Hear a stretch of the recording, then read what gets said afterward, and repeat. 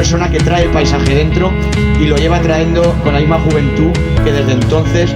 Y para nosotros, que Joaquín Araujo esté hoy aquí, qué sé decir de él, porque es todo, o sea, es un paisaje, porque al final es escritor, guionista, divulgador, comunicador, al final una voz del paisaje de nuestro territorio y de nuestra historia. Entonces, yo sin más, la verdad que simplemente agradecer con un profundo cariño y un profundo como un sueño hecho realidad, que hoy, pues en esta ciudad que es paisaje, pues estés con nosotros. Y nada, muchísimas gracias y adelante, y gracias a todos por venir también.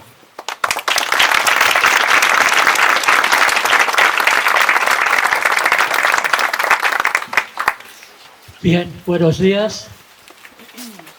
Es absolutamente insoslayable daros las gracias, pero sobre todo por lo que os contiene ahora mismo, que no es normal,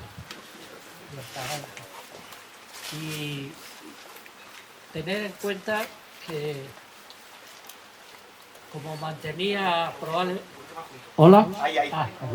Bueno, gratitud, gracias os sean dadas por estar aquí, por estar donde estáis, por invitar a un emboscado que sobre todo tiene el privilegio de tener paisaje, embadurnando, anegando, imantando sus 5 sentidos de forma casi permanente, porque hemos perdido el norte y hemos perdido buena parte de lo que da sentido a nuestros sentidos.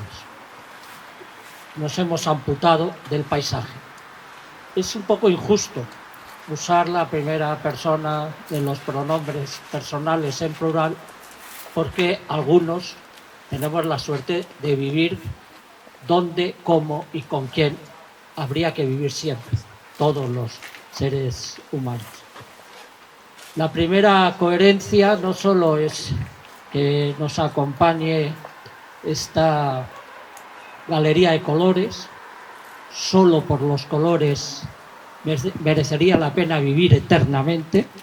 Esto es de Elias Canetti, pero cada vez que el otoño se introduce en nuestras miradas o en nuestros tímpanos, pues hay que acordarse que hay bastante más que los convencionales estímulos de esta civilización lisiada para celebrar el paso del tiempo sobre la piel del mundo. Por cierto, otoño casi malherido, indiscutiblemente en un conato de criminalidad. La primavera y el otoño están siendo asesinados. Y esto, evidentemente, es una de las primeras cosas que hay que tener en cuenta cuando hablamos de paisaje natural. Por supuesto, gracias a los que habéis organizado este acto, por vuestro vínculo precisamente con lo que demasiado ignorados autores han considerado como absolutamente inseparable de casi todos los lados amables del propio ser humano. Mi felicitación tiene que multiplicarse por muchas veces, porque hay que acordarse de una de las genialidades de uno de los genios más controvertidos de la historia del pensamiento. Nietzsche decía, el fabuloso, enloquecido, extraño Nietzsche, decía que había que desconfiar de cualquier idea tenida bajo techo. Y habernos quitado el techo de encima, pues a lo mejor nos trae algunas buenas ideas. Probablemente también se puede perfectamente colegir el 90% de lo verdaderamente creativo que ha hecho el ser humano, se ha hecho sin techo.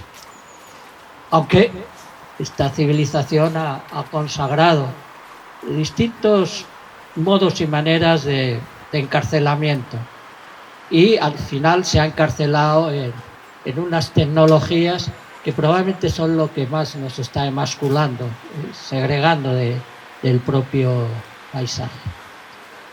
Es muy convencional. Los ancianos de la tribu, por otro lado tenéis a Hola.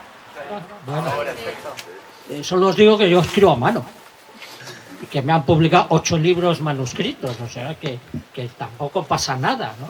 Es decir, se puede perfectamente hacer un uso de la tecnología, ojalá moderado, como proponía el libro del Tao. Probablemente es lo que más necesitamos en estos momentos los humanos, en los que estamos amenazados incluso por una cosa que llaman inteligencia. Bueno, la inteligencia siempre es arma de doble filo, pero resulta que la inteligencia creada por la inteligencia pone en peligro prácticamente casi todas las cosas que preferimos. Y realmente preferimos lo que destruimos. Es bastante duro, ya lo sé, pero también podemos ser un poquito más inteligentes y conservar, mantener, trabajar, vivir, sobre todo vivirlo, y nutrirnos de lo que preferimos. Y con relación al paisaje no puede estar más claro. Desde la perspectiva de anciano de la tribu, indiscutiblemente lo soy, a ver quién lleva 54 años dedicado a estas cosas, la inmensa mayoría de vosotros no habíais nacido y algunos estábamos ya defendiendo el paisaje. Entonces, hay otra coherencia, que es que se escuche la voz de los ancianos. Pero, ¿me estoy refiriendo a personas? No. Me estoy refiriendo a la línea del horizonte. Me estoy refiriendo al aire que respiramos. Me estoy refiriendo al agua que quiere fluir y con ella fluye todo. Estoy refiriéndome a que no podría pronunciar una sola palabra si yo no fuera un producto de la historia de la vida, construido con lo que nos construye y que todo está siendo destruido. La mejor definición, y ya sé también que es duro, es que todos los paisajes que yo he conocido, y he conocido buena parte de los paisajes del mundo, han hecho testamento.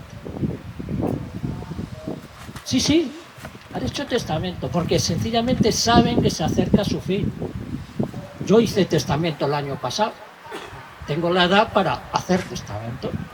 Bueno, pues todos los paisajes han hecho testamento en un país como el nuestro, porque todos están amenazados, incluyendo los que fueron el principal empeño de todos los movimientos de conservación de la naturaleza, de infinidad de iniciativas científicas, sociales, comprometidas en el grado que se quiera, porque en aquellos años que ha mencionado Tirso, en que hacíamos las primeras enciclopedias, estamos hablando de hace 50 años, pues era bastante escaso el concepto de protección de la naturaleza, de espacio protegido. De hecho, había poquísimos. Había 2 parques nacionales, el tercero, que fue Doñana, fue una de las peleas clarísimas de aquel entonces, y estábamos convencidos de que con trabajo, esfuerzo y con poquísimos medios habíamos instalado en nuestra sociedad una idea básica, un criterio absolutamente salvador, el que la protección de la naturaleza era una postura necesaria, digna, inteligente, ética, buena, todo lo que se quiera añadir como calificativo de amistad. Amistad con lo que nos rodea por todas partes. Fíjense lo dramáticos que en estos momentos, dentro del colectivo de esos ancianos que llevamos medio siglo trabajando, nos estamos planteando, ni más ni menos, que hay que volver a empezar a dar a conocer el criterio de lo que supone la protección. O sea, que ya nos planteamos no seguir protegiendo paisaje, porque en muchísimos estamentos, niveles políticos, comarcales, regionales, autonómicos, se está queriendo desmantelar esa red de hospitales para el alma que son los espacios protegidos. Y hay que empezar a proteger a la protección. Es como de repente desandar, es una de las secuelas de algo que esta civilización ha conseguido y a veces radicaliza. Os voy a contar una anécdota que creo que explica bastante bien por qué hay que volver a empezar. Primero, porque es la gran sabiduría de la naturaleza, del entorno. Los ciclos y los procesos que tienen como hogar al paisaje son el eterno volver a empezar. La naturaleza, su principal destreza es volver a empezar. Pero ya os he dicho, la primavera y el otoño, el tiempo de la fecundación y el tiempo de lo aumentado, el tiempo de las cosechas, están siendo saqueados por el imperialista verano. Y digo lo imperialista porque alguien por aquí le dice que le hacía bastante gracia el que yo usara ese término para definir al verano. Voy con la anécdota. Os puedo asegurar que estuve a punto de arrojarme en marcha de un tren. Iba yo en el AVE a Sevilla. Es difícil tirarse del AVE porque no hay quien abra la puerta, pero con todo dije, hay que tirarse del tren. Y había dos personas delante de mí y al pasar por unos claros que hay en la Sierra Morena y tal, pues había una maravillosa concentración de grullas que elevaron el vuelo. Entonces aquellos dos señores de mediana edad, pero bastante jóvenes, mira, como en la tele. Claro, uno que ha hecho muchas películas para la tele. Dije, esto es lo que hemos conseguido. Es decir, el grado máximo de incomprensión, la alteración absoluta. Lo virtual es lo importante, lo real es lo despreciable. Y por eso los paisajes están haciendo esto, ¿no? Precisamente por eso. Porque esta civilización ha decidido arrancarse los ojos. Es dura la metáfora. Es absolutamente contundente, real, cierta. También os podría añadir, porque esto de las anécdotas personales suele darle un poquito de salsa a las intervenciones. Uno de mis libros, que tengo especial vínculo con él, se llama El placer de contemplar la realidad, de contemplar el millón de tonos que nuestro ojo, fabulosamente esculpido por un proceso evolutivo también fascinante, es capaz.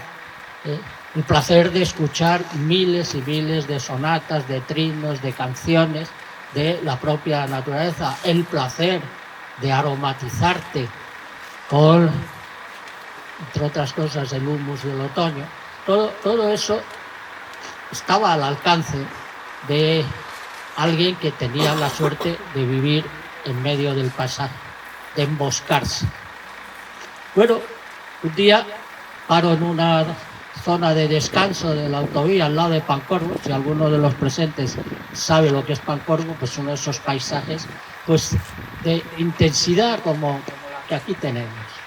Bueno, allí había como 200 personas, era verano, y ninguna miraba a la línea del horizonte. Nadie miraba al paisaje.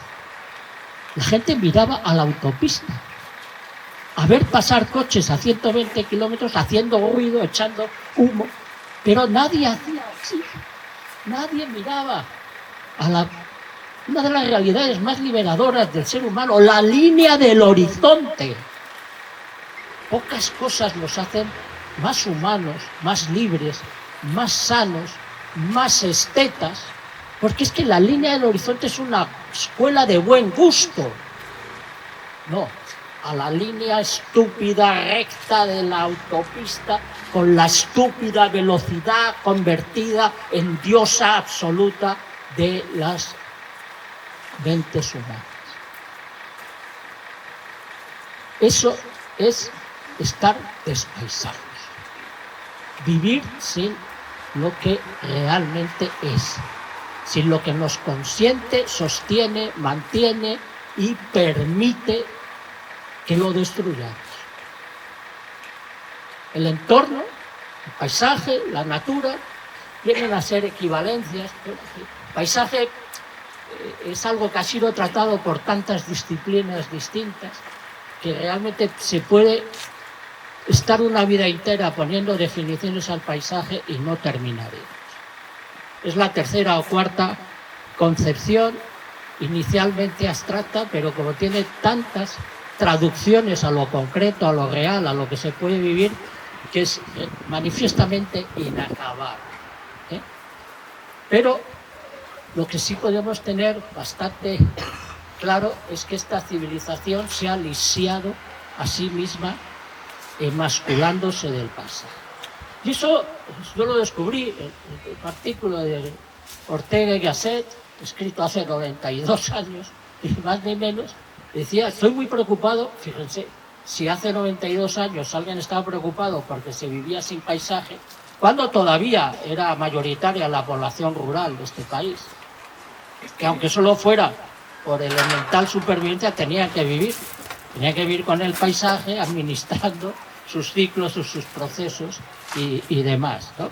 Bueno, decía concretamente eso, estoy muy preocupado porque esta sociedad se ha despaisado, ha decidido vivir sin paisaje. Y ojo lo que decía a continuación. Y así se ha privado a ella misma de la mejor mitad que todos los seres humanos tenemos. La famosa circunstancia de Ortega, esa otra mitad, yo soy yo y un paisaje. Yo soy yo y un entorno.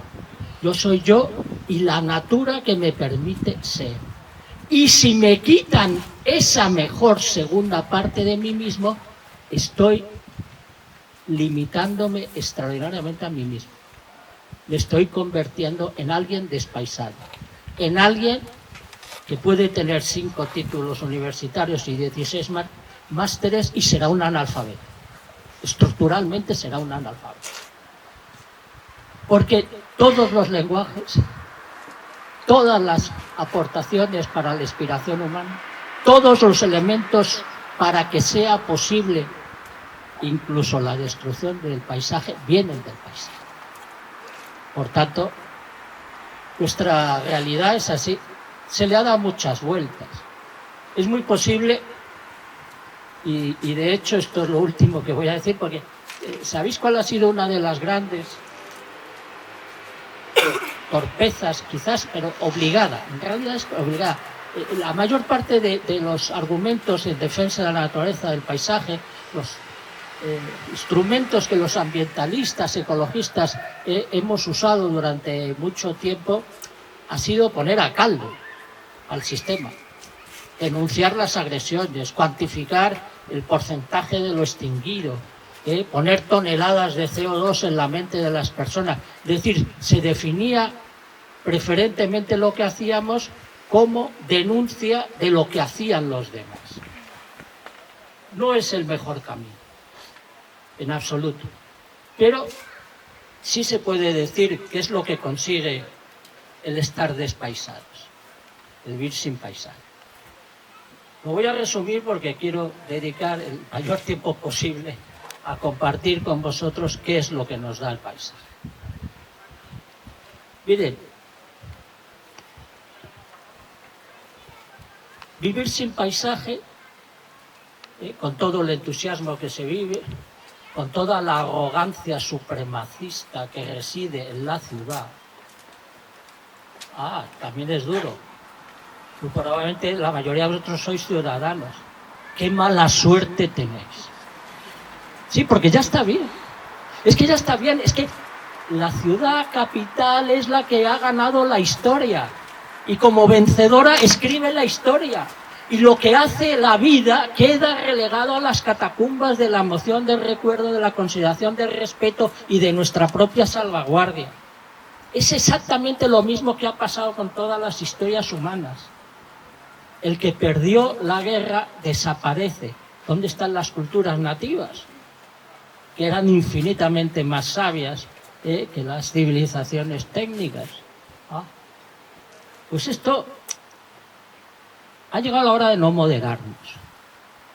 Y de la misma forma que todos seguramente reconocéis ahora un proceso en el que la comunidad científica empezó a ser muy moderada, muy recatada, muy prudente, en sus diagnósticos sobre la catástrofe, hoy sí llamada así por casi todos, pues en estas cosas hay que empezar también a llamar a las cosas por su nombre. No estoy acusando a nadie. El que 200.000 personas abandonen todos los días los medios naturales y urbanos del mundo para incrementar el mundo ciudadano es una tragedia. Pero nadie es culpable de esa tragedia. Ninguno de los inmigrantes, porque claro, nos llama mucho la atención la migración de África a Europa o de Sudamérica a Norteamérica. Pero la verdadera migración es la del abandono del paisaje para vivir sin paisaje. Esos son 200.000 al día, todos los días, desde hace más de 30 años. Y como hay otros 200.000 que nacen sin paisaje, son 400.000 personas amputadas de los procesos y los ciclos de la vida todos los días. ¿Y qué se tiene en la ciudad? El amontonamiento, la muchedumbre de lo feo, el predominio de la codicia, la mezquindad. Esos son cosechas de la ciudad. Y sobre todo el parasitismo. ¿Es duro? ¿A qué es duro? Pero ya está bien. Es que si escuchamos la historia que escribe el árbol, la historia que escribe el manantial, la historia que escriben los aires que respiramos 16 veces por minuto, ¿quién le está dando las gracias al manantial, al árbol, a la misma montaña? ¿Quién le está dando las gracias por darnos lo que nos da? ¿Quién está dando las gracias simplemente a la extinta cultura rural por haber hecho posible la cultura urbana? Simplemente por eso. Desde un punto de vista que puede comprenderse, pero, y lo digo, yo nací en el centro de Madrid. Tuve la mayor suerte del mundo el día en que un paisaje me miró y me enamoró. Y decidí ser paisaje. Y pude hacerlo, la mayoría de la gente no puede. Y doy las gracias porque es un privilegio. Pero desde un punto de vista del paisaje, desde un punto de vista de las ciencias de los vínculos que son la ecología y gran parte de las ciencias de la vida, la ciudad es un parásito. Un parásito que por comodidad está destruyendo los hogares de la vida.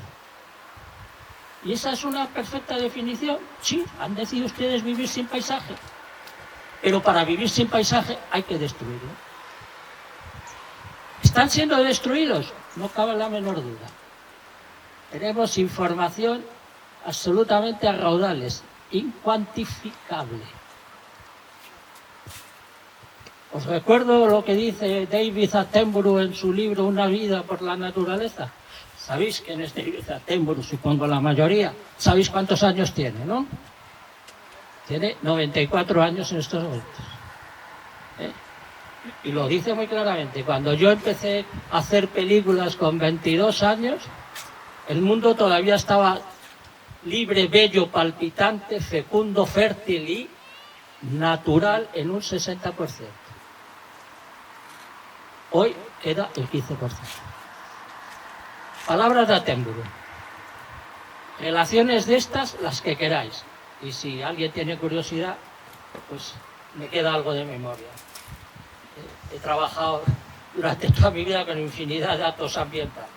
Alguno todavía seguramente aflorará.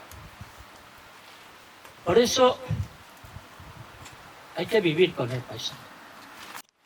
Aunque es anatema porque va contra el sistema económico, va contra los elementos básicos del ordenamiento político y social. En gran parte va contra las tecnologías invasoras, acaparadoras y entontecedoras. Pero probablemente lo más contundente que se pueda decir es que todo lo que nos aqueja desde un punto de vista de la salud compartida con el resto del planeta, sea que hemos excluido a la naturaleza de nuestros horizontes emocionales, culturales y sobre todo vivenciales. A mí cuando en los debates de prensa, de radio, de televisión, y en las tertulias más domésticas y tal, me preguntan, pero esta es la pregunta que se hace siempre, ¿pero esto tiene solución? Bueno, yo contesto que sí.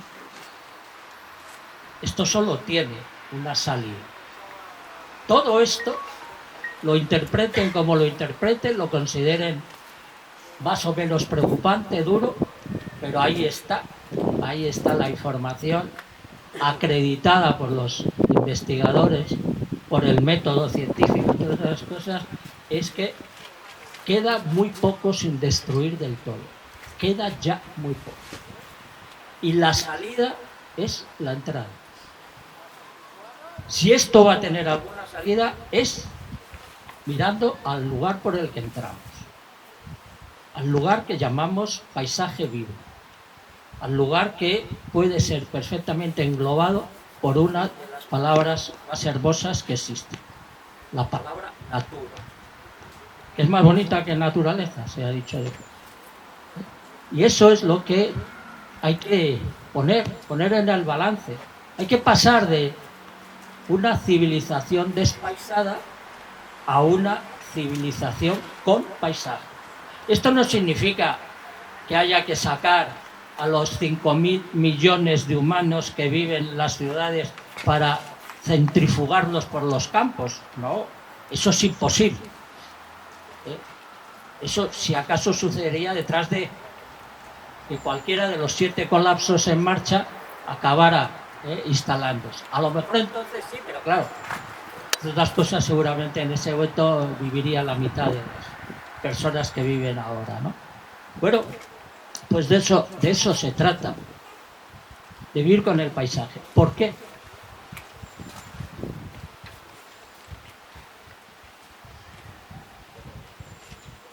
Lo primero que hace el paisaje, y solo hay que tener un mínimo contacto con pues, probablemente la actividad humana con más prestigio y al mismo tiempo también más despreciada, que es el arte. Sí, podemos valorar al escultor, al pintor, al poeta, al músico.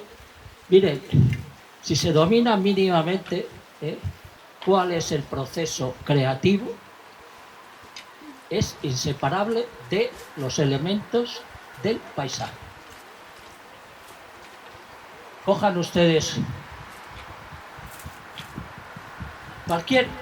cualquier narración de un compositor musical y que nos diga por qué escribió tales armonías, tales melodías, tales concordancias y tal. Aparece en la naturaleza en el 80% de los casos. Y así hasta decir más, con las otras disciplinas artísticas.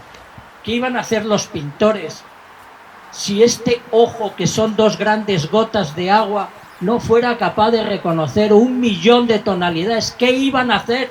¿Quién ha creado al ojo humano? El paisaje. La historia evolutiva de nuestra especie, inseparable de la historia de la vida sobre la piel del mundo. Yo tengo ciertas habilidades de escritor, ¿no? Pues,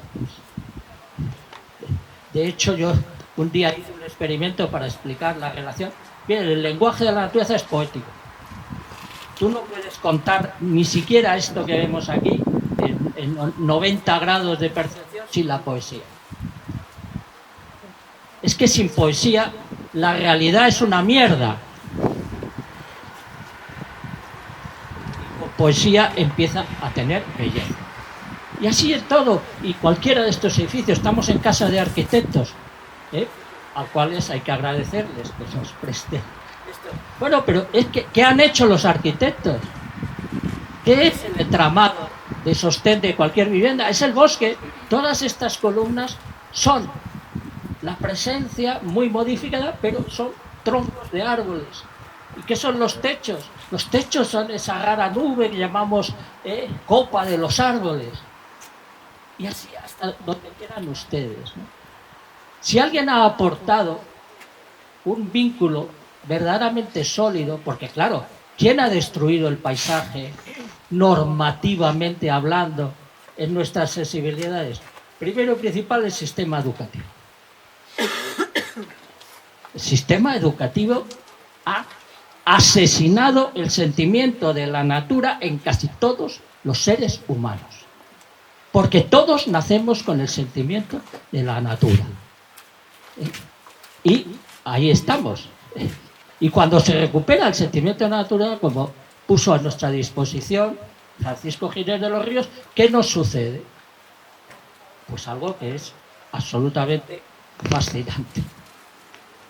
Se recupera la emoción, se recupera la fantasía, se recupera el buen gusto, se recupera la cordialidad, se recupera hasta el amor a las cosas morales. No hay una ética sin paisaje. Y tenemos una ética que dice que vale todo si mejora nuestra velocidad, nuestra comodidad, nuestro poder sobre el resto del paisaje. Es la anormalidad filosófico-moral más espantosa. Pues en eso es en lo que debemos plantearnos la vivencia del paisaje. Una recuperación de lo elemental para ser cultos. Cultos cuidadosos. También se nos ha olvidado. La palabra cultura es muy posterior a la palabra agricultura. La agricultura es cuidar del campo. Luego, cuando empezamos a cuidar de nosotros mismos desde el punto de vista mental, pues empezamos a llamar cultura a la cultura.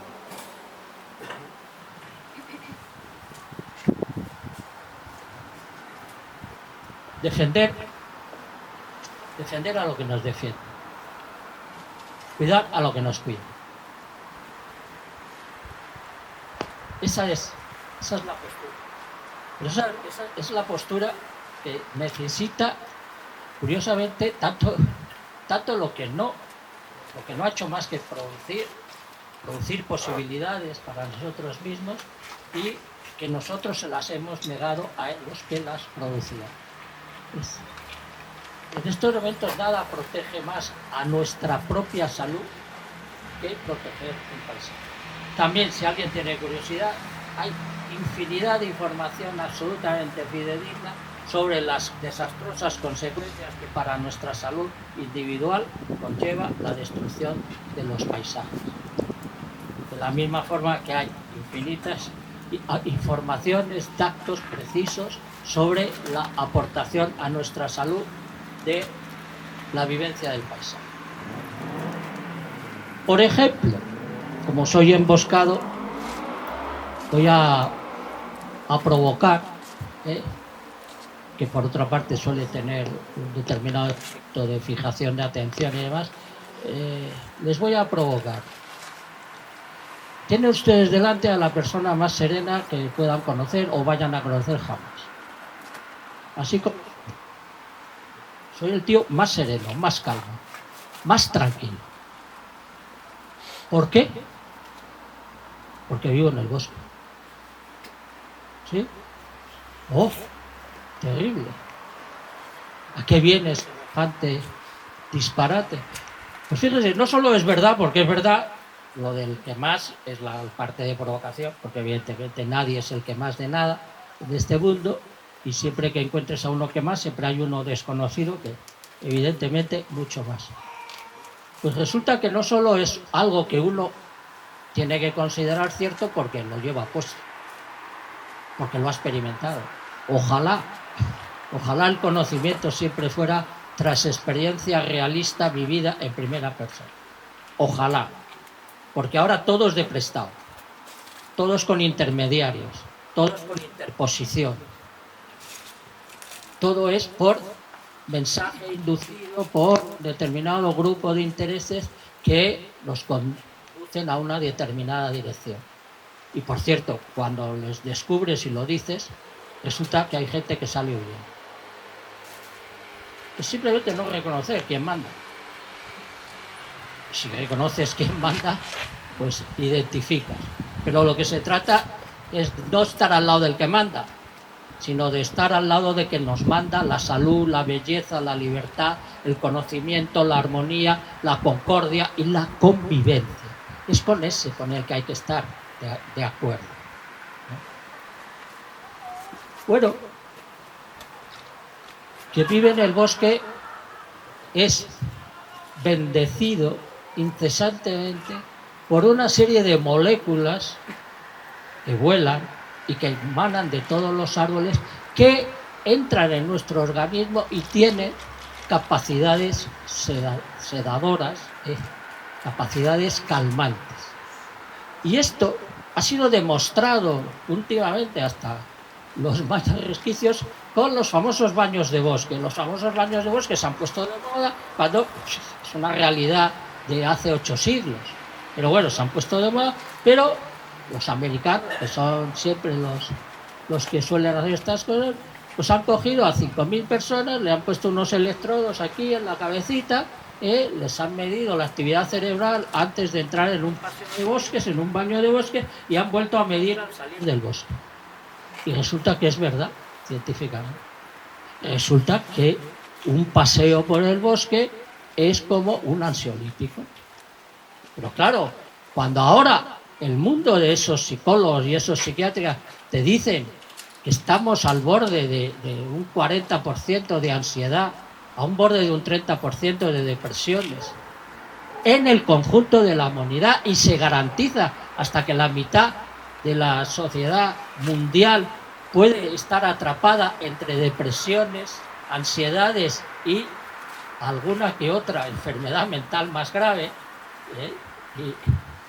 incluidas las peores, que bueno, no mencionamos para no meter más y tal, pues resulta que sigue siendo absolutamente verdad que cuando los científicos del clima nos recuerdan de pasada que hay 6 millones de muertos directos por contaminación al año, no, pero es que, miren ustedes, es que ahora mismo la situación del diagnóstico de la salud del planeta provoca inestabilidad psicológica, provoca ansiedad. Incluso ya ha aparecido una nueva enfermedad en el mundo, la ecoansiedad. Bueno, pues para eso necesitamos vivir con el paisaje también. Incluso yo estoy sufriendo ahora algunos embates serios de cierto, más que cierto, espectacular dolor. No lo ha dicho mi presentador, pero yo sobre todo lo que me siento orgulloso en la vida es de haber plantado árboles.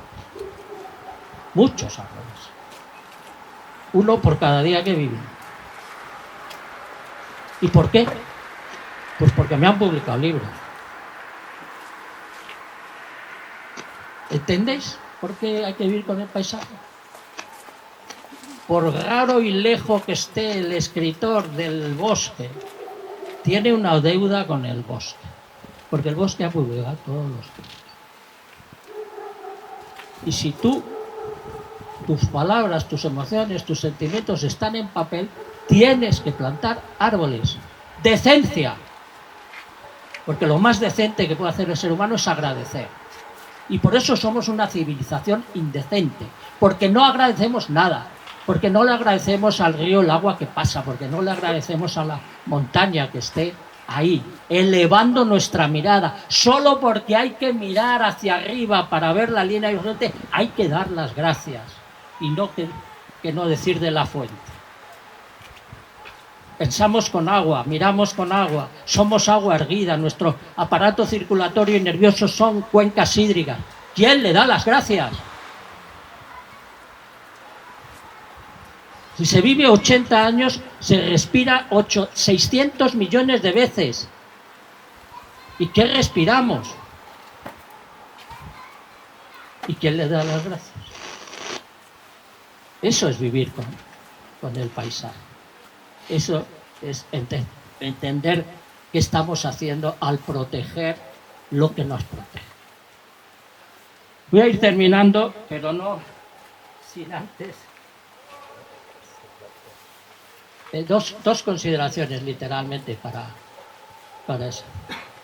Mire, algunas de las mejores mentes, tanto en el lado del pensamiento organizado, de la filosofía, como del pensamiento crítico, creativo, perdón, en literatura, es decir, poetas y filósofos, han mantenido que el ser humano es lo que mira.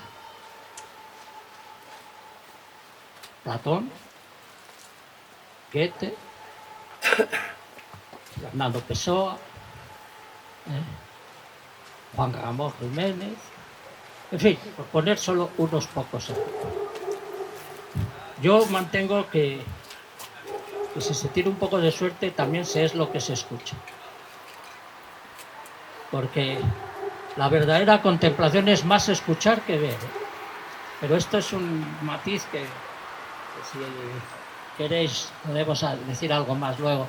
Yo tengo la suerte de que yo precisamente, por recordar la presentación, fíjense ustedes, yo fui fichado por Radio Televisión Española, en la que llevo 48 años ininterrumpido colaborando, porque sabía distinguir los cantos de las aves. A mí me contrató Rodríguez Lafuente para hacer las bandas sonoras del Hombre y la Tierra. Para mí, un paisaje que se va callando, como está sucediendo ahora en todas partes, es algo verdaderamente estremecedor. Es algo que te desgarra. Pero piensen ustedes lo que supone ver morir, secarse a árboles que plantaste hace 45 años y que ya tenían 12 metros de altura. Y eso es lo que está pasando ahora. Probablemente alguno dirá, este está pasado de revoluciones, este está exagerando. No, miren ustedes, los que vivimos el paisaje le estamos viendo morir. Y de la misma forma que hay que protestar por cualquier acto violento, por cualquier agresión, por cualquier guerra, por cualquier injusticia, por cualquier machismo, por cualquier supremacismo, hay que protestar porque se está muriendo el paisaje en muchas formas y muchas maneras. Este país tiene la mitad de pájaros que hace 50 años. Y yo hace 50 años era ornitólogo. Hice los primeros censos de aves de este país. Y tengo la fuente de información, no como periodista que lo soy, como naturalista que vive el paisaje, tengo la información de verdad, la que cuenta el bosque, la que cuenta el agua, la que cuenta la montaña, la que cuenta incluso el cultivar, porque soy agricultor. Pues eso es lo que está sucediendo. Por eso es absolutamente fundamental entender que si somos lo que miramos, pues piensen ustedes en lo que miran. Si se pasan la vida mirando a la carretera por la que pasan a bordo de la más lela de las realidades, que es la prisa, pues ustedes serán la prisa. Si ustedes miran a las líneas rectas infinitas que ha impuesto, las feas líneas rectas que la civilización han puesto, pues ahí está. Pero si ustedes miran a la bóveda celeste, al cielo estrellado, miran a las fuentes manantías, a los chortales, a los mineros, y miran o escuchan el canto de los pájaros, pues serán otra cosa. Eso es lo que... Termino con... Es un juego de palabras, es una especie de alambique sonoro, de redundancia intencionada. Yo creo que el día que acerté, y cuidado que puede parecer raros y un poco cacofónico, ¿no? Mire, para mí el paisaje es una vivaz vivencia convivencial con la vivacidad. Vida, vida, vida y vida. Saben que el año pasado, en el mes de junio, la humanidad logró el tremendísimo logro de que lo inerte pesara más sobre la piel del mundo que lo vivo.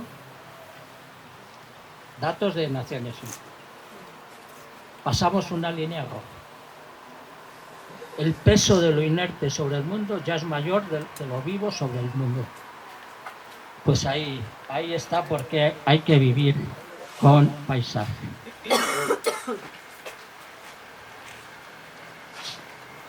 Mire, se trata de probablemente una interacción la más crucial.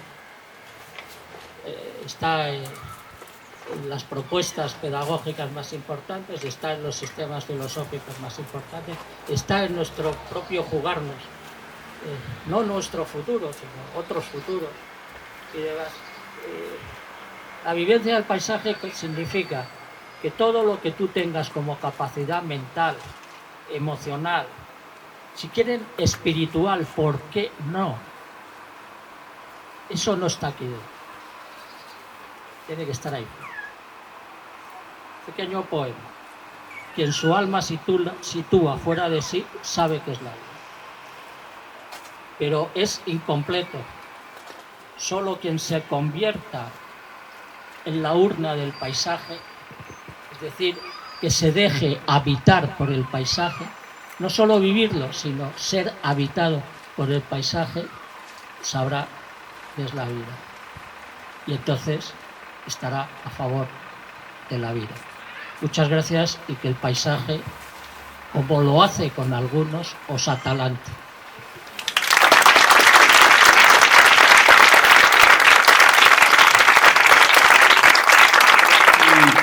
Y bueno, y formar parte también de esta urna del paisaje que estamos creando hoy, pues que levante la mano y paso ahora mismo directamente el micrófono. Si hay alguna reflexión. Vale, por aquí Marisol. Quería compartir unas reflexiones más que una pregunta, ¿no? El paisaje, la palabra paisaje, como bien dice Joaquín, tiene, bueno, ambos estudios, un montón de publicaciones, y a mí siempre me confunde. Yo vivo en una ciudad. Y vivo en un barrio de una ciudad. En un barrio de montaña, un poquito alejado del centro. No me aturulla tanto el tráfico como aquí, por ejemplo, que hemos tenido que bajar para que ese autocar apagara el motor, porque no nos oíamos bien. Vivo en un barrio de montaña, cerca de unas zonas verdes que quedan ahí. Yo soy una desposeída, no tengo tierras, no tengo donde cultivar, no tengo un bosque donde pasear, lo que tengo es a mi alrededor, unos restos de parques que han quedado. Cuando yo encuadro mi barrio, ese es mi paisaje, y miro ese paisaje, soy lo que miro, y miro ese paisaje de mi barrio. Y cuando yo miro ese paisaje, me hago muchas preguntas sobre ese paisaje. No creo que el paisaje esté exclusivamente fuera de la ciudad. El paisaje es un constructo humano, es lo que miramos. Ese paisaje que miramos ahí no ha sido solo, todo está manejado, no solo por los seres vivos, no solo por los humanos, pero especialmente por los humanos. Ese paisaje va cambiando con el tiempo, los árboles están, esas rocas tienen... todo lo que está aquí es producto de la minería. Es decir, hay una intervención constante en el paisaje. La dehesa, como bien sabes, es un constructo humano tremendo, ¿no? Un ejemplo de biodiversidad. Con todo esto quiere decir que cuando yo miro el paisaje de mi barrio, me hago preguntas políticas sobre ese paisaje. ¿Cuál es la historia de especulación de mi barrio? ¿Por qué esta zona verde se mantuvo o no se mantuvo? ¿Por qué hay construidas aquí unas casas de una manera de otra? ¿Cómo puedo intervenir yo en ese paisaje urbano para que la vida sea posible ahí mejor? ¿Qué podríamos hacer? En mi barrio, por ejemplo, como pasa en muchas ciudades, tenemos huertos urbanos. Evidentemente se trata de esos parchecitos que hacemos ahí, que son más una historia de motivación política y de conciencia política, no porque nos vayamos a alimentar de ese huerto, pero sí tiene que ver con ese repensar la ciudad. Y cuando nosotros trabajamos en nuestro barrio con esa mirada política sobre el paisaje de nuestro paisaje urbano, nos hacemos preguntas sobre la posibilidad de sobrevivir y de supervivir en este ambiente que hemos creado, porque el paisaje, insisto, es un constructo. Yo quería comentar todas estas cuestiones porque cuando oigo muchas conferencias sobre el paisaje, hay como una mitificación del paisaje rural, de una cosa que hemos perdido, de una cosa...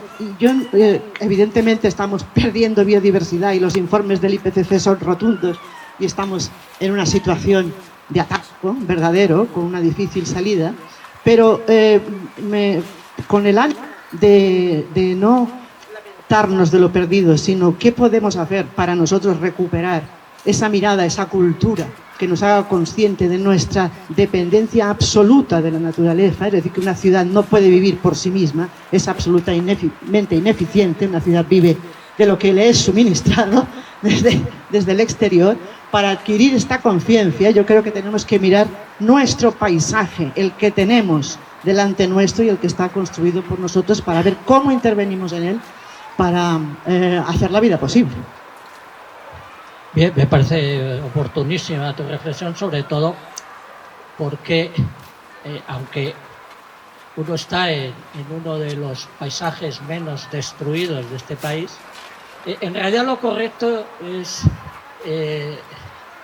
podríamos decir, el balance global en un país de cultura mediterránea como el nuestro es que no hay ningún paisaje natural, ninguno, no queda.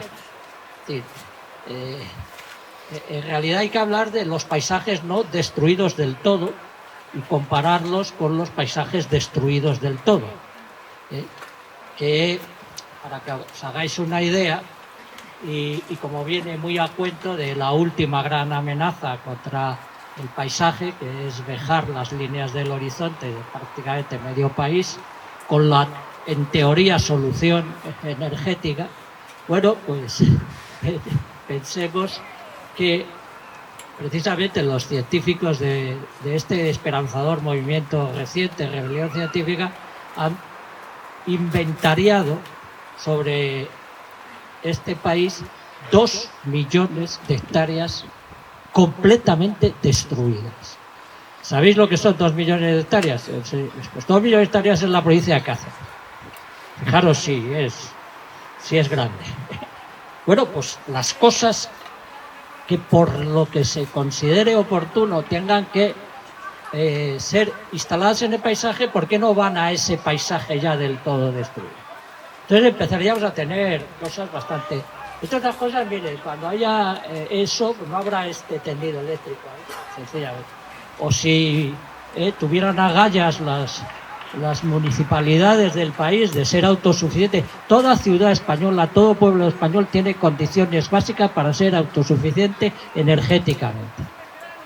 Es cuestión de hacer una apuesta, tiene superficies de sobra en los tejados de sus viviendas para la autosuficiencia. Bueno, pues entonces no estaría este tendido eléctrico, que por cierto, pocas cosas hay más feas que las líneas rectas de los tendidos eléctricos.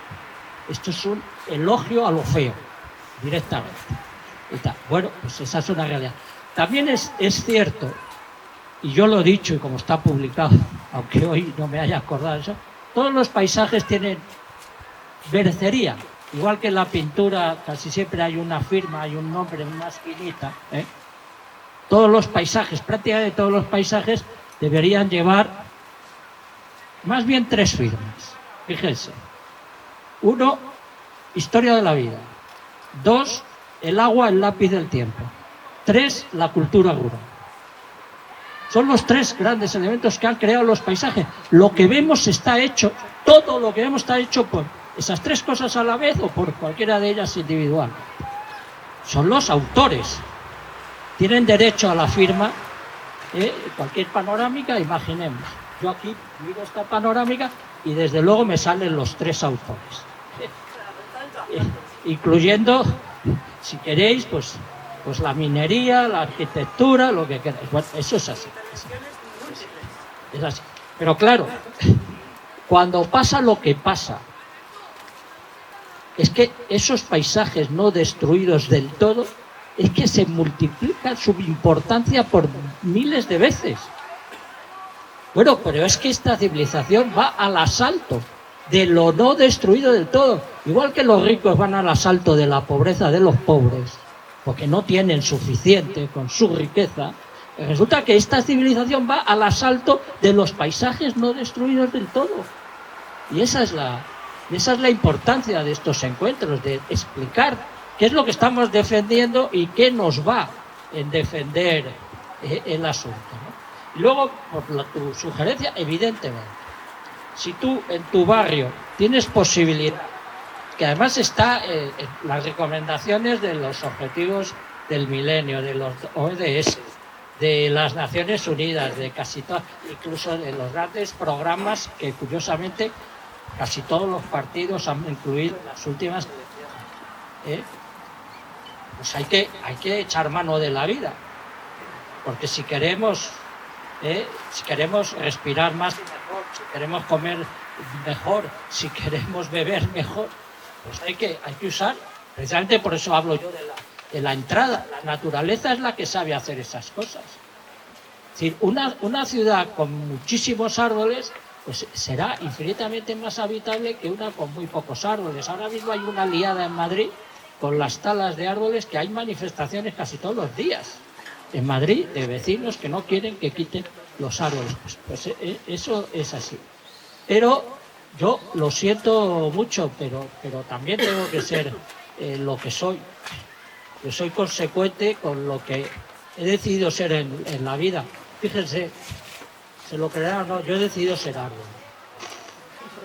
Así de claro. Y como he decidido ser árbol, tengo que decir y hacer estas cosas. Es decir, plantar un árbol cada día de mi vida y ponderar que yo respiro el alma verde de los árboles, como todos ustedes. No sé si alguien quiere seguir interviniendo por ahí a fondo.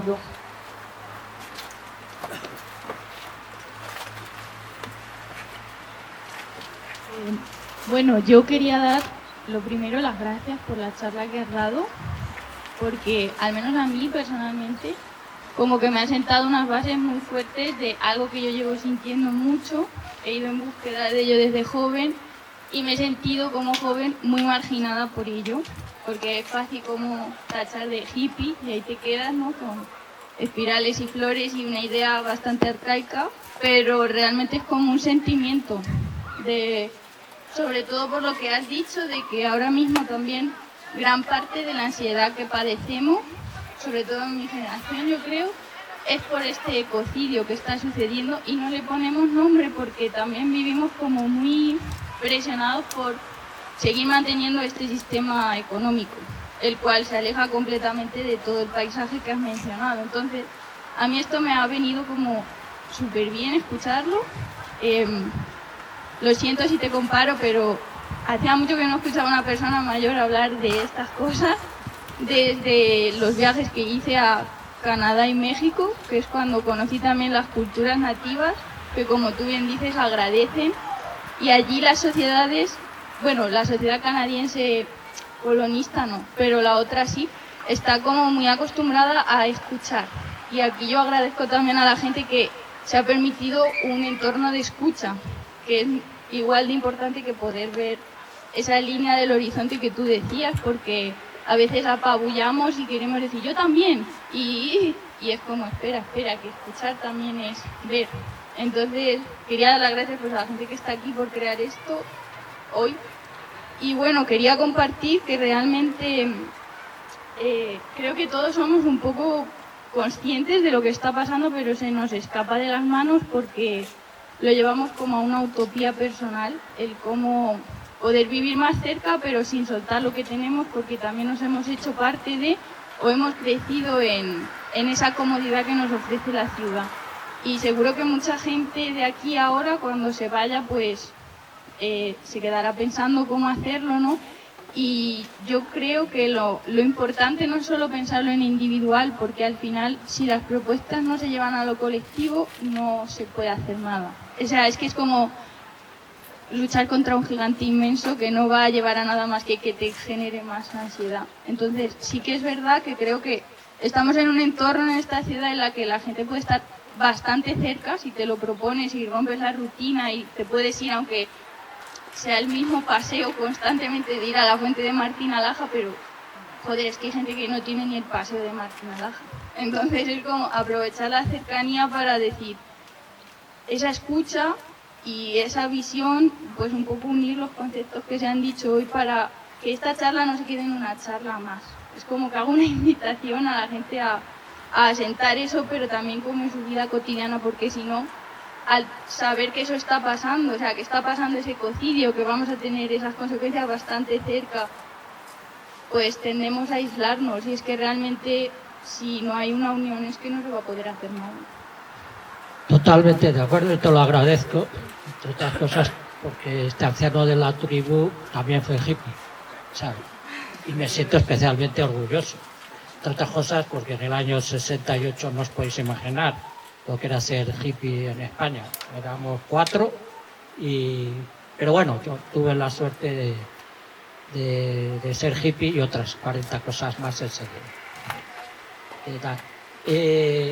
Y la apuesta que tú acabas de hacer es absolutamente, o la recomendación o sugerencia, es absolutamente imprescindible. Pero también es imprescindible lo que tú has dicho como, ¿qué voy a hacer yo sola? Mira, si se ha dicho algo exacto en la historia de los pensamientos humanos, mire, si yo no puedo cambiar el mundo, al menos que el mundo no me cambie. Es de las cosas más importantes, porque con aquello de, me ha cambiado el mundo, yo soy inocente. ¡Hala! Ya vale todo. Vale hasta el genocidio, que a mí me manda el mundo, asesinar a quien sea, o hacer una guerra de destrucción, o lanzar un cohete, lo que sea. Es que, porque me lo hablo, es muy difícil cambiar el mundo, es absolutamente, terroríficamente difícil. Hasta el punto de que es muy posible que por no cambiar el mundo lo cambie todo. El mundo humano cambie todo el mundo natural. Pero al menos que no te cambie a ti. Es decir, hay que valorar extraordinariamente también. No es lo mismo, no se consiguen las mismas cosas, pero vivir con alma serena, que es el ideal de Virgilio, se ha dicho de todo, eso sí que es posible individualmente. Y ya estás construyendo un mundo mejor si tú vives serenamente. Si no vives atrapado en la comodidad, en el parasitismo, en la velocidad, eso ya es fundamental. Y a partir de tener estas ideas, que en el fondo estas ideas y esta fortuna de poder llevarlo a la práctica en mayor o menor proporción y grado, pues evidentemente yo no puedo eludir mi vivencia en soledad, muchas veces, porque, y ahora os voy a provocar ya del todo, el paisaje hay que merecerlo en solitario. La soledad es una maestra absolutamente fascinante, enseña lo que no está escrito. Bueno, pero no podemos vivir siempre en solitario, tenemos que vivir en sociedad. Si os sirve de ejemplo, estoy en 50 organizaciones distintas. Si os sirve, y no pasa nada. Se puede estar en 50 organizaciones, colaborar con ellas en la medida que te dé el tiempo y tus posibilidades y demás. Y por supuesto, cuando hay que poner en marcha algún determinado tipo de iniciativa, que no os podéis imaginar, prácticamente todos los días hay una iniciativa, el Corredor Ecológico Mundial, salvar el Doñana, ahora mismo con los árboles de Madrid, con la línea del horizonte que está amenazada en todas partes. Pues se va allí, se va y se hace. Y se aporta, y si puedes aportar, aporta. Es decir, inseparable el que el mundo no te cambie a ti y que tú con otros que han conseguido que el mundo no les cambie. Y aquí habría que añadir también, como con la naturaleza, que no te cambien del todo. También habría que añadir esa postilla. A todos los que el mundo no les haya cambiado del todo, vamos a intentar cambiar el mundo con todos los que no han sido cambiados del todo. Juego de palabras para darle vueltas. Sí, yo también quería hacer el apunte como que aquí, sobre todo, bueno, ya que ella ha hablado de la línea del horizonte que tiene, yo vivo en lo alto del Cerro de San Antón y se ve la línea del horizonte de pues casi, no es 360, pero 280. Y se ve toda Cuenca y es brutal. Es algo que yo estoy muy acostumbrada y yo noto en mi casa que estoy como mucho más tranquila y cuando bajo al barrio, bajo a la calle, noto el alboroto de la gente, ¿no? Entonces, sí que yo vi, por ejemplo, que en cuarentena, cuando estuvimos súper encerrados y luego hubo como esos pasos de tiempo para salir a la calle, la gente lo primero que valoró fue el salir fuera a la natura. O sea, veías los paseos de Cuenca petados de gente que estaba flipando, como si nunca hubiera visto un lilar. Y luego, cuando volvieron a empezar a trabajar las personas, eso se fue perdiendo. O Y eso fue como, yo en ese momento sí que recuerdo que le dije a un amigo, la gente va a cambiar y va a empezar a valorar muchísimo cuidar el monte, y me dijo, ay Nazaré, no te quiero desilusionar, pero es que no va a pasar. Y yo como que sí que estaba segura por ese amor que veía que profesaba la gente, pero se perdió. Y fue como una transición que para mí fue dura y la quería. Fue muy esperanzador. Echamos campanas al vuelo todo el mundo. Yo escribí media docena de artículos sobre, por fin vamos a descubrir la naturaleza por estar encerrados. Bueno, es que así somos de contradictorios, es absolutamente humano, ¿no? Pero hay un poquito de retorno.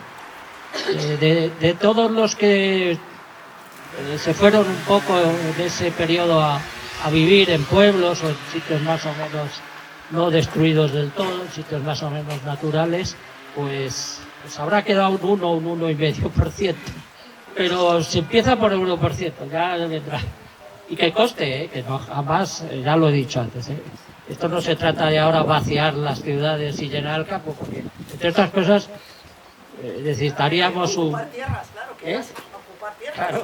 A los propietarios, ¿no? No, hay que pensar que aunque ha sido un proceso rápido, bueno, pues, un poco a mediados del siglo pasado todavía vivía el 60% de la población española en ámbitos rurales, ¿no? O sea, pero bueno, que tampoco creáis que estaban libres de mil problemas los pueblos, ¿no? Claro. Y ya porque soy muy presumido, te diré que léete mi manifiesto a favor de la línea del horizonte, que es una pieza interesante.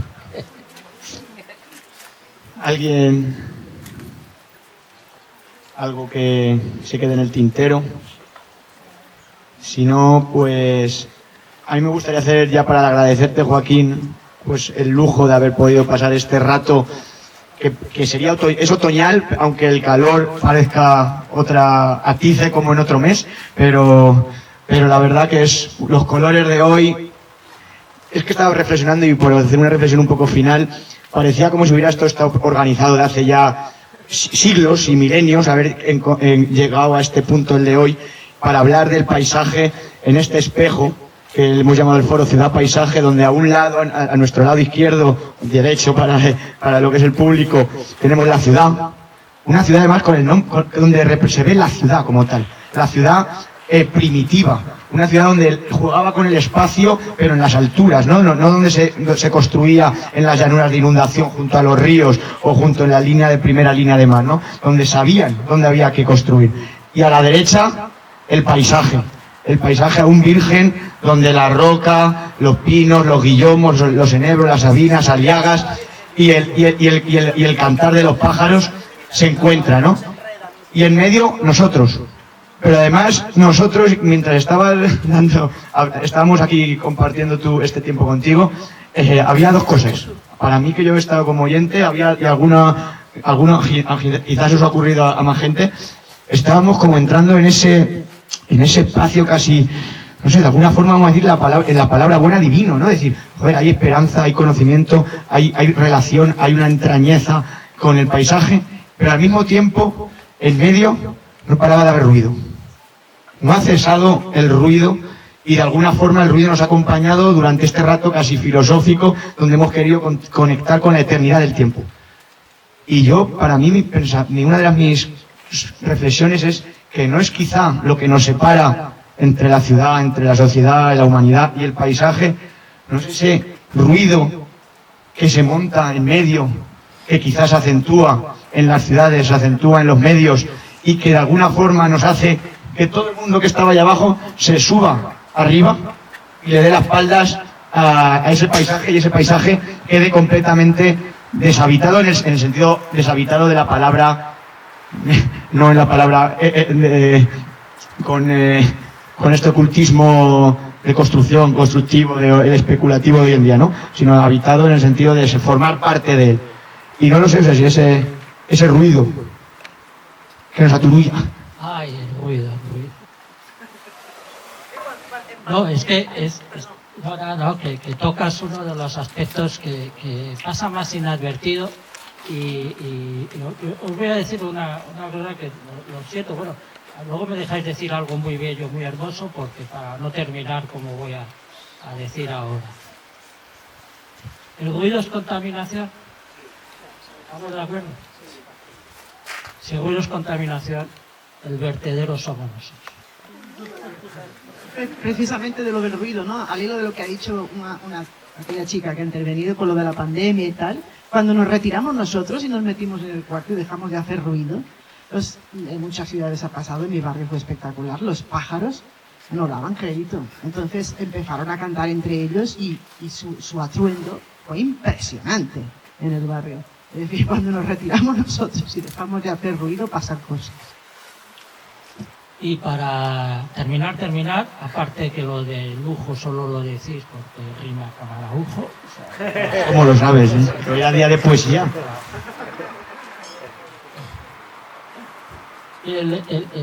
La verdadera aportación de la natura, de todos esos ámbitos todavía no destruidos del todo, es la belleza.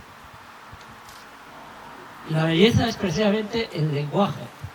Es una llamada de atención. La belleza nos está pidiendo auxilio. Vamos a tener un poco de buen gusto, por favor. Pues muchísimas gracias.